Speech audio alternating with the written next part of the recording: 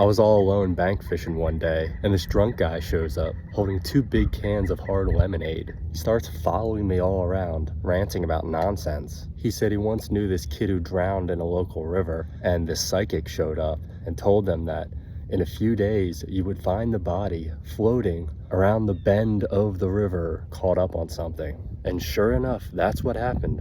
No shit, dude. Bodies bloat and then they float and then they get caught up on a piece of debris or a tree or something. I said to him, but in a much nicer way. He got mad at me anyway. "You're wrong. I know she was psychic. I have ESP," he said. Luckily, I had waders on. I had to walk into the 40-degree water to get away from him.